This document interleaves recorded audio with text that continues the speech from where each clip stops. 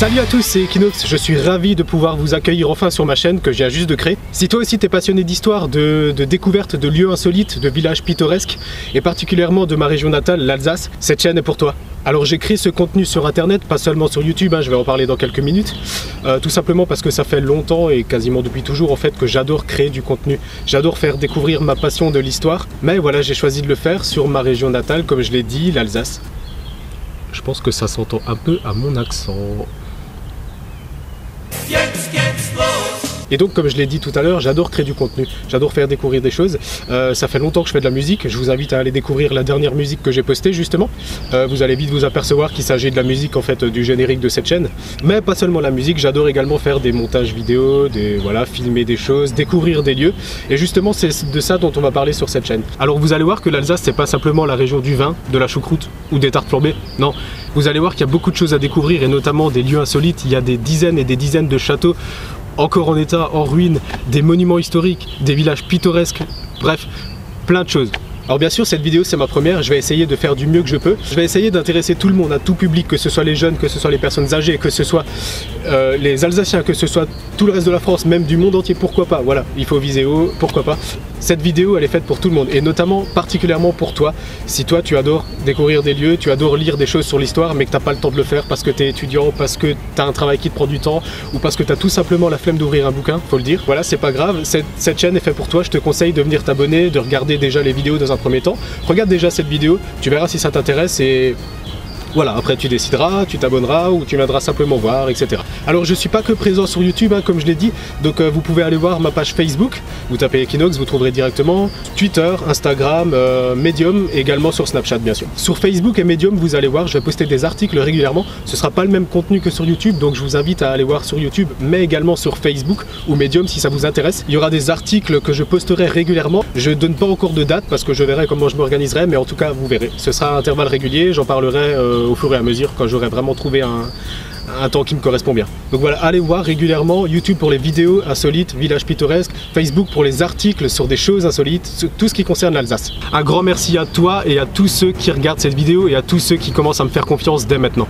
Alors comme vous pouvez le voir derrière moi, je me trouve sur un lieu un petit peu insolite, je suis tout seul, il est 7h30 du matin.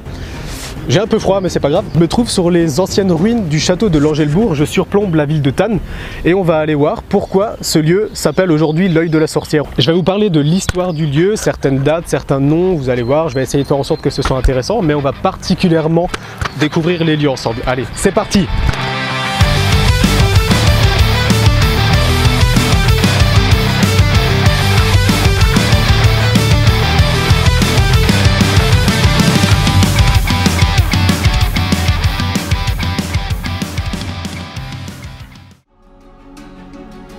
On se trouve actuellement au sud-ouest du Haut-Rhin, devant les contreforts des Hauts-de-Vosges. Le nom Angelbourg, qui signifie château de l'Ange en allemand, a été mentionné pour la première fois en 1465. Il fait référence à l'archange Saint-Michel, le protecteur des places fortes, qui a également donné son nom à un lieu très connu en Normandie.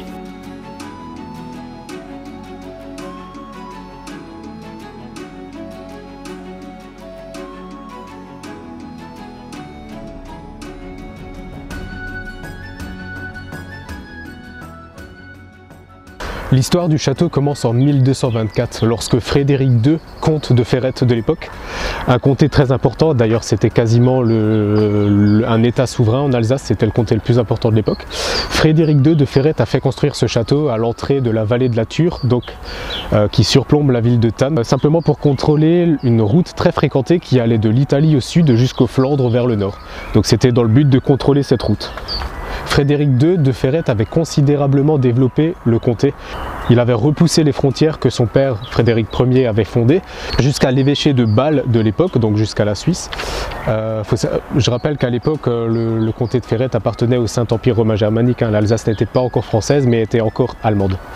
Frédéric II possédait d'autres châteaux très importants, notamment celui d'Altkirch, également celui de Rougemont, évidemment le plus connu donc celui de la ville de Ferrette. D'ailleurs en 1233, Frédéric a été tué par un de ses fils qu'on surnommait Louis le Féroce. Alors il y a plusieurs versions, 600 ans après, donc à la fin du 19e siècle, un historien a découvert un parchemin qui disait que son fils Ulrich, on va en parler tout à l'heure, que c'est lui qui l'aurait tué, alors qu'en fait ce serait plutôt Louis le Féroce, enfin bref. Bref, une histoire de famille très compliquée, on va pas s'attarder sur les détails. Peu de temps après, c'est le fils justement dont je parlais, Ulrich II, qui a hérité du comté, donc le fils de Frédéric II. Mais à la suite de la mort de son père, il a décidé de vendre donc le comté à l'évêché de Bâle, donc à l'évêque de Bâle qui s'appelait à l'époque, alors attention c'est en allemand, je suis désolé d'avance, l'évêque de Bâle Heinrich III von Neuenburg-Ehrgel. Alors je suis désolé si je prononce mal, même si j'ai un accent alsacien, je parle très mal allemand, donc c'est... voilà. Mais en 1251, le roi de la Germanie de l'époque, Henri VII, donc fils du grand Frédéric II de Hohenstaufen, à ne pas confondre avec le comte Frédéric II de Ferrette, Frédéric II de Hohenstaufen cette fois. Donc le roi Henri VII de l'époque a rendu le comté, donc qui appartenait maintenant à l'évêché de Bâle, donc il l'a rendu à Ulrich II, pour qu'il reste son vassal tout de même. Ulrich II est comte de Ferrette jusqu'en 1275. À ce moment-là, le château devient la résidence favorite des Ferrettes. Le temps du comté de Ferrette, il s'étale environ de 1105 à 1324 à peu près. En 1324, ça fait pile poil à l'année près 100 ans que ce château a été construit par Frédéric II. En 1324, Jeanne de Ferrette, fille de Ulrich III et descendant de Ulrich II et donc de Frédéric II, comte de Ferrette, épousa Albert II de Habsbourg, dit le Sage, duc d'Autriche, fils de Albert Ier, roi d'Autriche. Elle devient donc duchesse d'Autriche. Ce mariage marque donc la fin de la période des comtes de Ferrette et le début de la domination des Habsbourg sur le château de l'Angelbourg. Par la suite, le château fut confié à un commandant ou à un bailli, une sorte de magistrat de l'époque, représentant d'une autorité sur un territoire. Le château a ensuite été donné plusieurs fois en gage, dont à Charles le Téméraire. Charles confia le château à son bailli, Pierre de Hagenbach, mais Pierre n'était pas vraiment quelqu'un de tendre, et sa tyrannie a mené à une révolte en 1474. Le château est donc revenu directement à la maison d'Autriche. À partir de ce moment-là, le comté est rattaché à l'Autriche, et son histoire se confond ensuite avec le pays. Maintenant, on va faire un nouveau bond dans l'histoire. En 1648, cette fois l'Alsace est devenue française. Le traité de Westphalie vient d'être signé. Donc c'est un traité qui signe la fin de la guerre de 30 ans. Cette guerre de 30 ans qui opposait d'un côté la grande famille des Habsbourg, d'Espagne ou de l'Empire germanique de l'époque, et d'un autre côté les États allemands protestants, alliés des Pays-Bas protestants également, mais aussi des États scandinaves. Et avec eux, les Français. Mais eux, ça n'avait rien à voir avec la religion, c'était simplement pour calmer les ardeurs de la grande famille des Habsbourg, un peu trop présents en Europe, de plus en plus présents. Donc les Français étaient là simplement pour réduire la puissance des Habsbourg. Alors ce traité signe la fin de l'Alsace allemande. On est maintenant dans une Alsace devenue française, sous Louis XIV. Et donc ce château de l'Angelbourg est devenu français. Le château a été très fortement détruit pendant la guerre de 30 ans, donc il restait juste des ruines et selon Louis XIV, il n'avait plus aucun aspect stratégique, c'est pour ça qu'il a décidé de le faire détruire. Pour ça, il a confié cette tâche à un certain Mathias Pontet de la Rivière. Alors oui, on est en France maintenant, on n'est plus du tout en Allemagne, il n'y a plus du tout des noms allemands. Et donc ce Mathias Pontet de la Rivière a embauché des mineurs de Giromanie pour exécuter cette tâche. Il faut savoir qu'entre 1633 et 1639, donc en pleine guerre de 30 ans, le château a changé 7 fois d'occupant. Également la ville de Thann en même temps. En 1658, il a été confié au cardinal Mazarin. Alors cet œil était à la base la partie inférieure du donjon, la tour de guet, également la tour la plus haute du château à l'époque. Lors de l'explosion, elle s'est littéralement mise à la verticale et grâce à sa forme assez large, cylindrique et à certaines murailles qui se trouvent autour, elle est restée telle qu'elle encore jusqu'à aujourd'hui. Cet œil fait 7,5 mètres de diamètre extérieur et 2,5 mètres de diamètre à l'intérieur. C'est pas l'œil de Sauron, mais il est quand même assez grand. C'est quand même quelque chose de plutôt exceptionnel parce qu'on se trouve sur un monticule rocheux assez rond, assez bombé. On se situe quand même dans les montagnes des Vosges. Ce sont des très anciennes montagnes qui ont subi l'érosion pendant des millions d'années. Elles sont donc très rondes, très bombées, contrairement aux Alpes qui sont beaucoup plus jeunes par exemple. Et donc on se trouve sur une montagne très bombée, très ronde, mais vraiment une petite montagne, une toute petite montagne. Le sommet est vraiment tout petit. Alors cette tour qui se trouve au sommet, qui est devenue un œil et qui tient juste sur sa forme verticale comme ça, c'est quand même assez exceptionnel.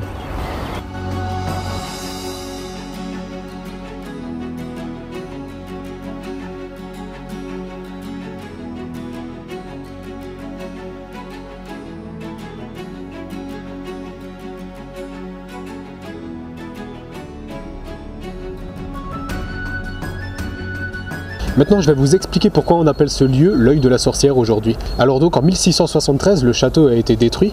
Il faut imaginer un nuage de poussière entourant tout le château, entourant les ruines, de poussière, de gravats. Il y a même un grand nombre de gravats qui sont tombés dans la ville. Imaginez l'esprit des Tanois qui était encore très marqué par le nombre de victimes qu'ils avaient subies pour cause de sorcellerie. Il faut savoir qu'entre 1572 et 1620, donc là une cinquantaine d'années auparavant, 125 personnes, 124 femmes et un seul homme ont trouvé la mort pour cause de sorcellerie, juste à Tannes.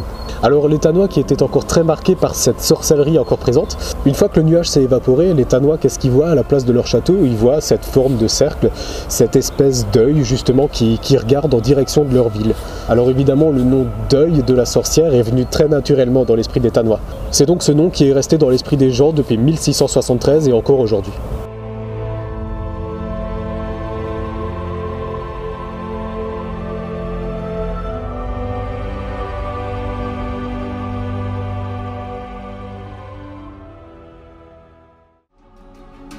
En 1898, le site a été classé monument historique par les Allemands. Je rappelle que de 1870 jusqu'à la Première Guerre mondiale, l'Alsace était rattachée à l'Empire allemand. Il a été réélu monument historique par les Français en 1930, l'Alsace étant redevenue française. Depuis 2006, un grand nombre de bénévoles restaurent les ruines, les murs ou les murailles du château, et a même sorti de terre un appareil de défense contre l'artillerie. Grâce à leurs recherches approfondies et à la technologie, on a pu faire une reconstitution informatique du château tel qu'il devait être à l'époque. Aujourd'hui, le site est géré par la ville de Tannes et la communauté des communes de Tannes-Cernay.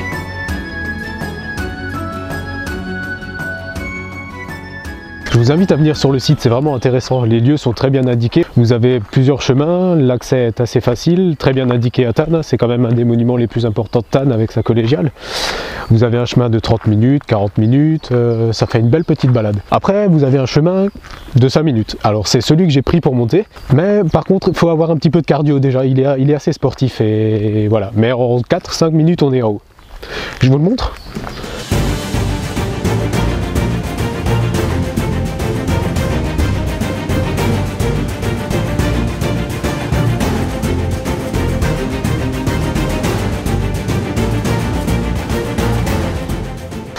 Voilà.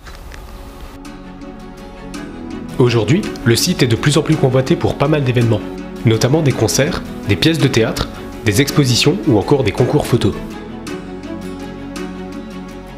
En descendant quelques marches, en contrebas des ruines, on peut même y voir se développer un jardin tel qu'il devait être à l'époque médiévale.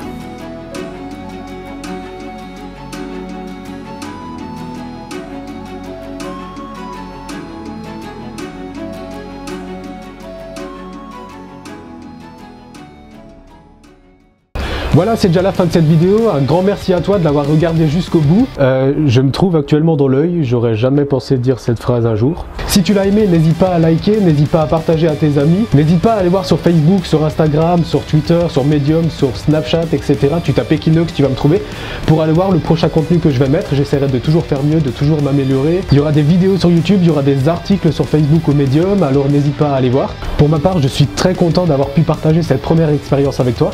Continue de toujours t'intéresser à l'histoire et à l'aventure. En attendant, je te dis à très bientôt et porte-toi bien. Bye!